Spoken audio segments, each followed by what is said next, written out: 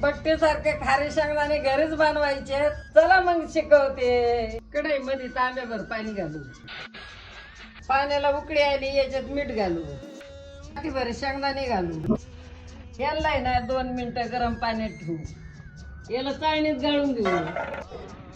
याला सुती कापडावर सुकाय घालू. याला आहे ना 10 मिनिटं चांगलं सुकून घ्यायचं. ह्याच कढई मध्ये भरपूर मीठ गरम करायला ठेवू. मीठ आहे ना मी आधी वापरलेलं आहे म्हणून लालसर आहे. मीठ आहे ना छान गरम झालंय.